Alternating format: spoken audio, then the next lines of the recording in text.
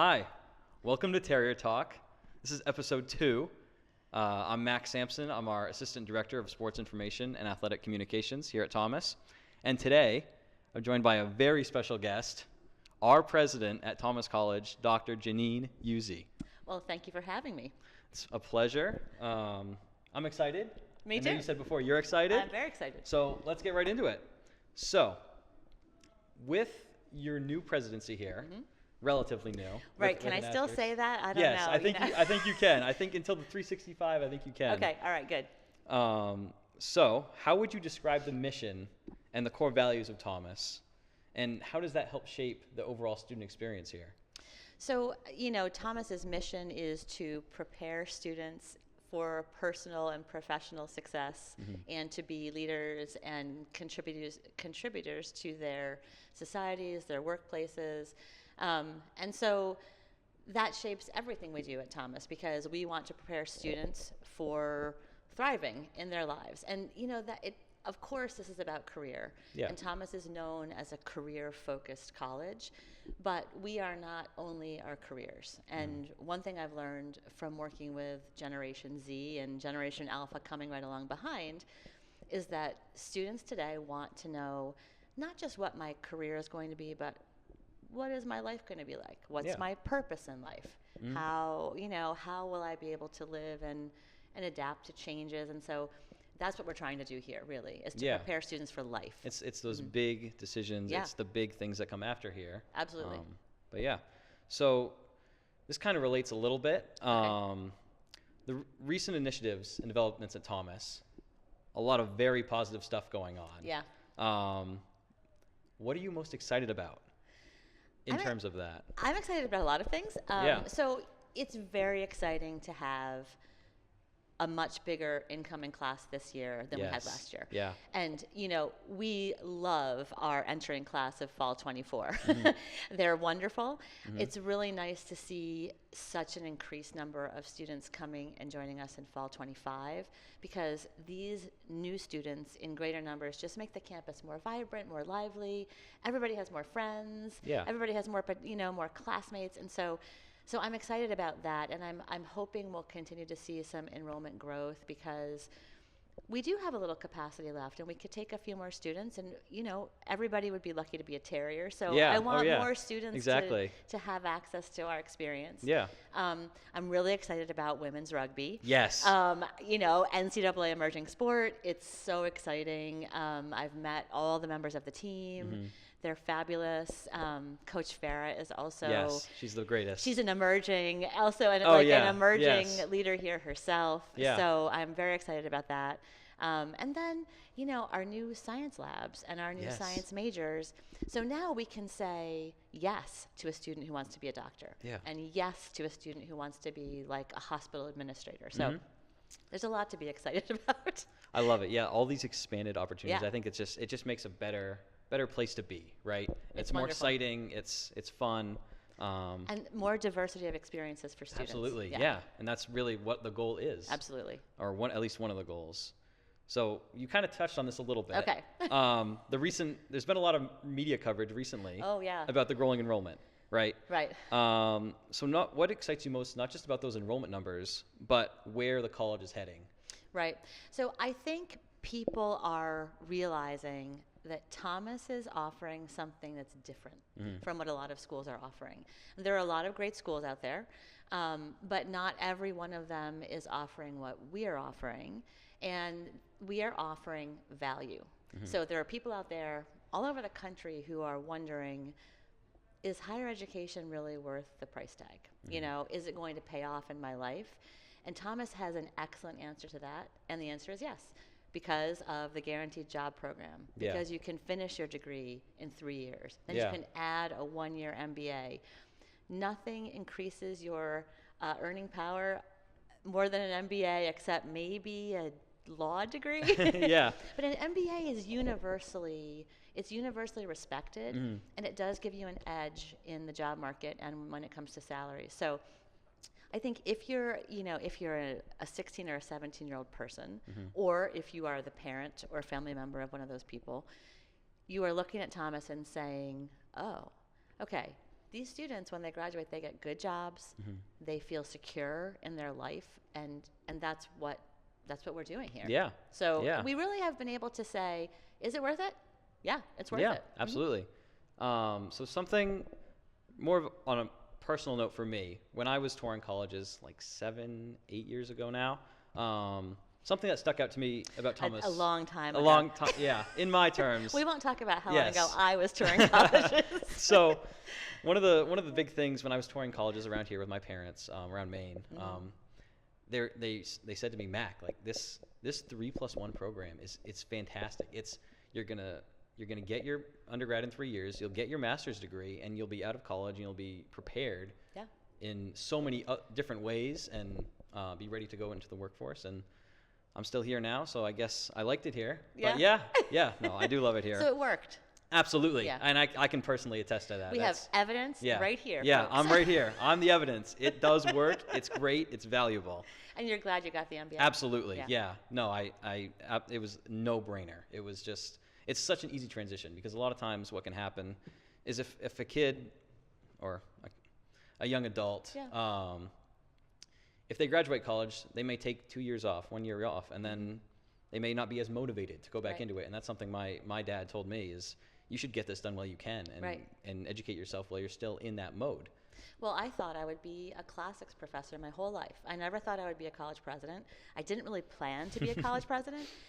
So I have a PhD in classics, ancient languages. Yeah. And if I had had an MBA, I would have been so much more prepared to just step into an administrative role. It wasn't my plan, but when I think back, I think, wow, if I had done an MBA when I was 21, I would have been prepared for many of the challenges that I struggled with early in my career as an administrator. So, Yeah. Let's see, what do we got next? So we talked about this a little bit already, which is great. I'm chatty. No, that's a good thing. It's good content. So there's always, like you touched on Generation Z, there's adapting to changes in higher education, especially nowadays. In what ways is the college adapting to those needs, and what are some things that we do already or will happen that go with that? So I have to say, partly because I'm a mom of a 24-year-old and a 19-year-old, I have a huge heart for Generation Z, and I'm looking forward to meeting Generation Alpha. They're not quite here yet, but they will be soon. I'm a Gen Xer, and Generation Z and Generation X are just very different. And the things that were sort of normal for me to be doing at 18 or 19 are not the things that Gen Z wants to be doing at 18 or 19. And some of that is positive, and some of it does cause them some challenges. So one thing I love about Generation Z is they don't have any patience for old people like me. No, you're not old, though. You're not. Look at yourself. I'm older. No. I'm older, yeah. So, Generation Z is saying, get my pronouns right. And we need mental health support. And Absolutely. We have climate anxiety, or we have anxiety about violence on college campuses, which is all very well founded. And so what I want to do for Generation Z is say, yes, we hear you. So what we've done is we've added more counseling. So students now have more access to mental health counseling. We have a brand new position.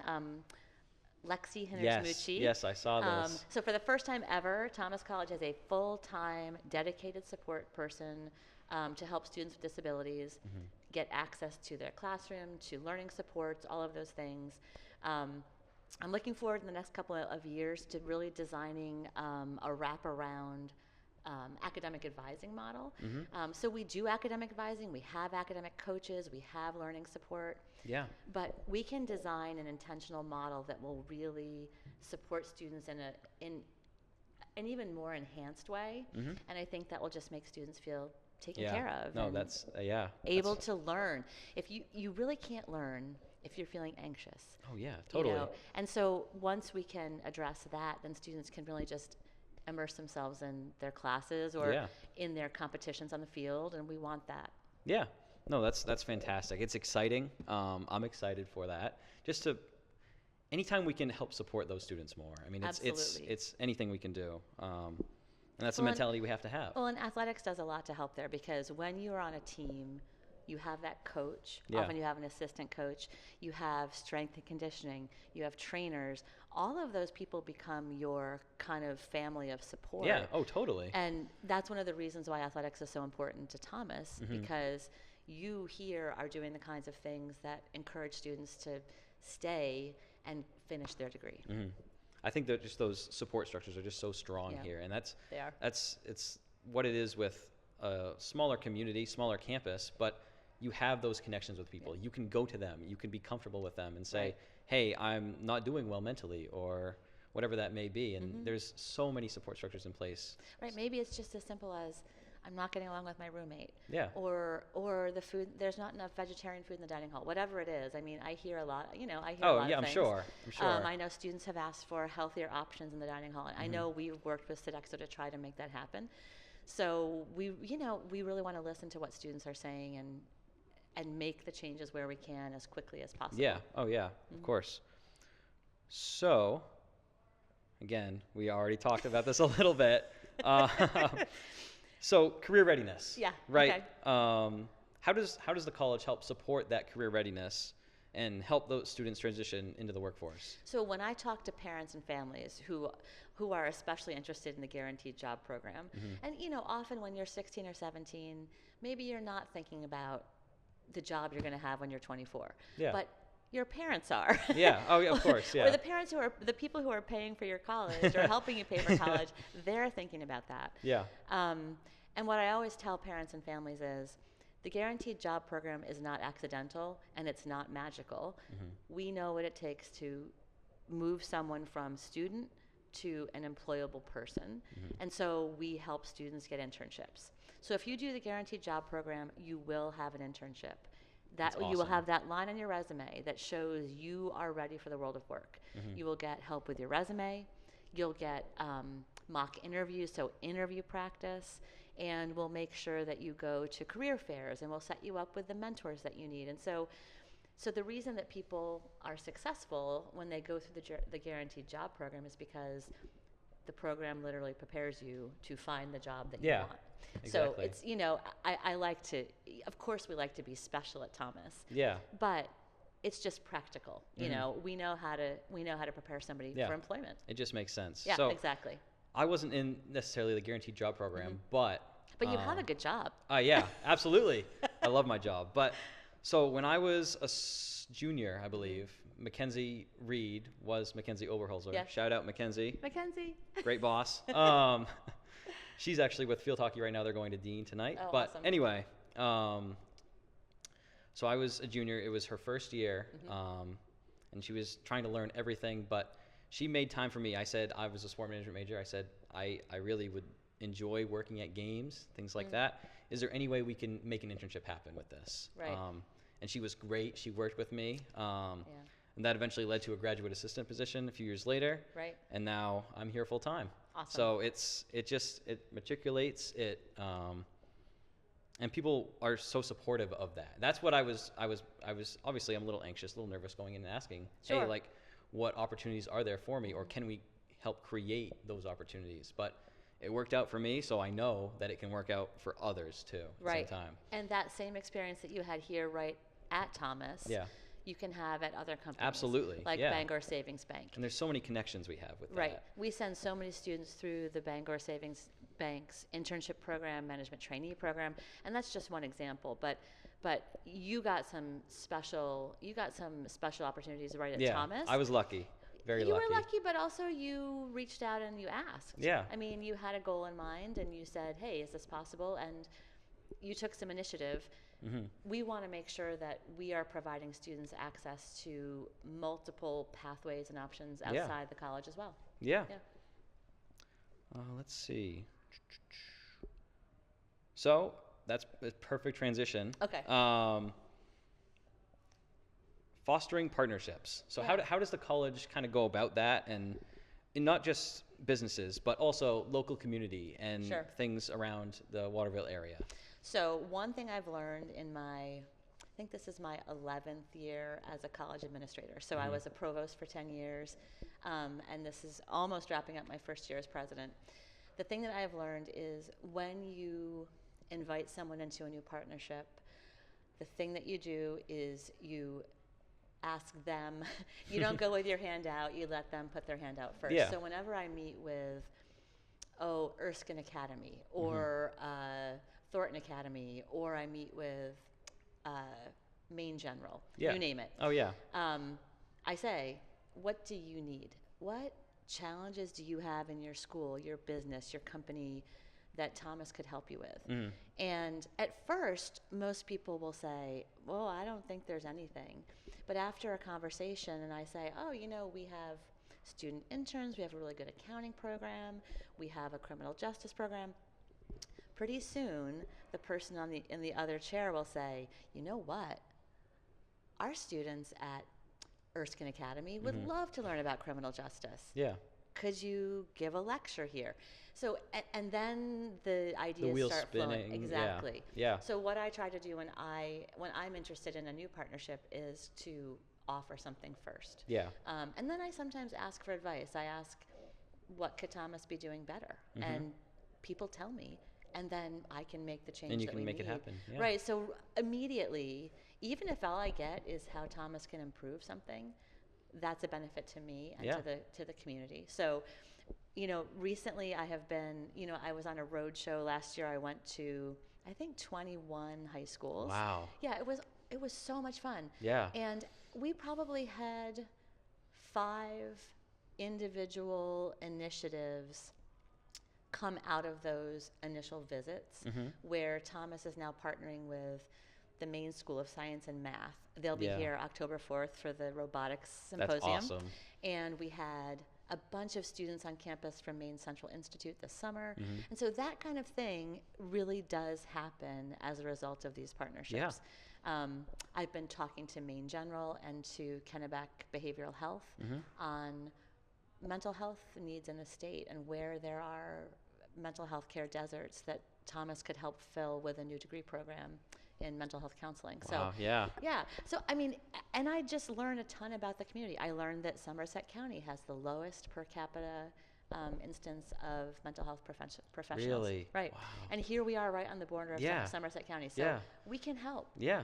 Anyway, so I learned No, a that's ton. exciting. Yeah, when I go outside of Thomas, I learn a lot about what we can do to serve the community external to us. Yeah. Oh, that's fantastic. So, as we both know, this year's homecoming and family weekends coming up really soon, September 27th, 28th, 29th. Be there. I know you're listening. Be there. I'm very excited. What are you looking forward to most? Well, last year, I have to admit, I was not quite official. Lori very kindly invited me to come and be part of homecoming. And I was a little bit of a deer in the headlights, just trying to absorb it all. So this year, I'm really looking forward to being comfortable. I'll know people. I know some of our alums now. I know a lot of students, faculty, staff. So I'm looking forward to enjoying homecoming really like as a full part of the Thomas family. Of course, I'm looking forward to the food trucks. Oh, yes. Those are great. And last year, I didn't make it to the alumni games, but I'm looking forward to some healthy competition between our current students and our former students. Those are always a great watch. Yeah, it's going to be great. And some good photo ops. Oh, there's tons of stuff like that. It's going to be great fun. Yes, it'll be great. I'll be there. I know you'll be there. I'll be there. Well, I live here, so I'm always there. So, since we're here in this new Sukeworth Family Sports Center, relatively new, last 3 years. Oh, it's new. I got to ask, we touched on it at the beginning a little bit. What kind of role does athletics play in campus life and student development here at Thomas? So, I'm going to describe what I've seen. I think the idea to add club sports last year was brilliant. It really increased just the participation of so many students in athletics. And far more than 50% of students are participating in athletics in this year's incoming class and also last year's incoming class. So athletics at Thomas are a central part of the Thomas experience. When I go to games, I see students in the stands. It's one of the most important social kind of gathering events that we offer at the college. That's really healthy for the community. People are out supporting their friends, and they're meeting people in the stands. And so I think for the community and getting people out of their rooms and into those like face-to-face interactions, it's really important. And then, last night I was at the President's Cabinet Academic Challenge. Yes. I can't remember what it's that called. was great. Yeah. But that room we were in the crazy. auditorium. It Yes. was packed. It was awesome. Packed with high-achieving, enthusiastic, athletic terriers. Yeah. And that was just a testament to the role that athletics plays, because you are developing on the fields, and you have a different role here. But students develop on the fields in ways that really support their development in the classroom. So I think I startled our new VP for athletics by telling, I went to visit all of the fall teams, and I said I just want to meet all the athletes and get to know them and say hello and give them a pep talk. And my pep talk went like this: I don't care if you win or lose. And the coaches said, it was like a record scratch. And, of course, everyone wants to win. And I want our teams to have winning records. But what I told the students was, it's much more important to me that I see them developing. So that, if you're at a 3, by the end of the season, you're at a 5. Yeah. And I told all of the teams that the proudest moments I've ever had with my own children are when they earned like the most improved award, because that shows striving and hard work and development. And so anytime you're striving on the field to achieve a goal, you're going to be striving in the classroom for something that's sort of on a parallel track. Yeah. So I was not a student athlete. I missed out on that. I was a musician, so I had other something things. else. Yeah. But I didn't really have that. The camaraderie, almost. You mean? Yeah, it's like a close. Yeah. And the teamwork. An orchestra is a kind of teamwork, but you can always hope for the solo. Yeah, and, exactly. So I think it's a really different experience to have a whole season with a team where you're competing with a team. And so I'm really grateful that so many Thomas students have that experience, and it really does help you later in life in the workforce. Yeah. What do you do when you work? You have to work with teams. It's the same thing. Yeah, and if you're a leader, you have to develop your team. You become kind of a coach. So it's all very transferable.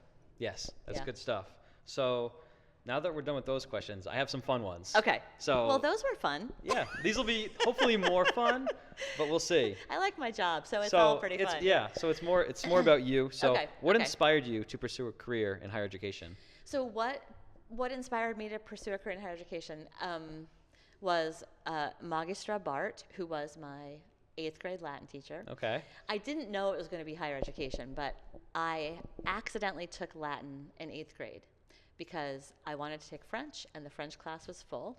So I got stuck in this Latin class.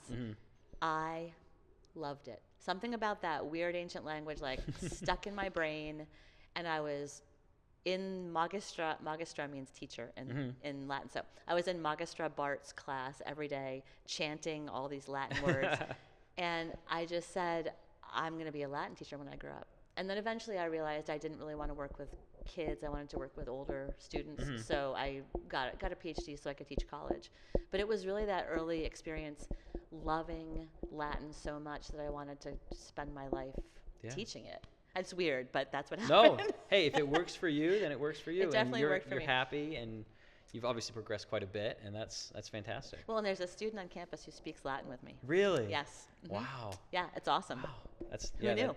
That's fantastic. Yeah. So this it relates a little bit. What's the best piece of advice you've ever received? It doesn't necessarily have to be work. It could be life. Boy, that's a hard one. Yeah. It's also, it shouldn't be this hard because you told me in advance that you were going to ask this question. I'm going to give you the best piece of advice that I've thought about in my life lately, which is to let go of things you don't control. Yeah. So there is a small sphere of things that I can control in my world, and most of my experience in this world is things that I do not control at all. Yeah. So I'm trying to focus really intentionally on things where I can do good, places where I can control things, and then where there are frustrations or disappointments or things that I don't control, things I don't control, let them go. One of my presidential mentors recommended a book called Let Them, which is on this theme of understanding what your realm of responsibility and authority is, and then for all the other things you can't control, just let them go. Yeah. So that's been helpful advice for me, especially as an administrator and a college president at a really challenging time in higher education. Yeah. No, that's fantastic advice. I've heard it once or twice, but I'm glad it's. I think it speaks to everyone. I think it does too. So, two more. Okay. Two more. When you're not working, what do you like to do in your free time? Well, I love to read. I love to read a novel. I rarely find time to do that, but one of my favorite authors is Ann Patchett, so I do try to read her whenever I can. My wife and I love to get out in our rowboat, and we row on the ocean. Really? Yes. Wow. We have a rowboat with 2 sets of oars. Okay. I'm the captain. But we row together. We row in it's very unison. meditative. Yeah, absolutely. Yeah, and so we're out, we row on the Winnegans Bay, and the seals come up. Oh, that's awesome. And the eagles go. Yeah, it's It's magical. I bet it's peaceful It is. and It's magical. incredible. Yeah. That's fantastic. And and of course I like spending time with my kids, but Yeah. they insisted on moving to New York City, so I can't get to see them as much as I would like. Well, one more thing. Okay. What's your favorite book that you've ever read? Oh, this is really going to disappoint people, but it's Homer's Iliad. Okay. Yeah. Okay. It's a very old book. Okay. It's an epic poem. Okay. Ancient Greek. And it's about what it means to be a human being. Okay. And so some philosophical, some stuff like that. Well, that's interesting. Yeah, I love it. Good. It's great. I'm glad. It's a very long read. But as long as you enjoy it, right? I've read it many, many times. Yes. Yeah. So I think that's all the time we have for today. Okay. I want to thank you again for taking time out of your busy day. Mac, this was so much fun. Good. I'm glad. Anytime. I'm glad you enjoyed it. Yes. Well, we'll be back again next month with another video, a new guest. But thanks for watching, and we'll see you next time. Bye. Everybody.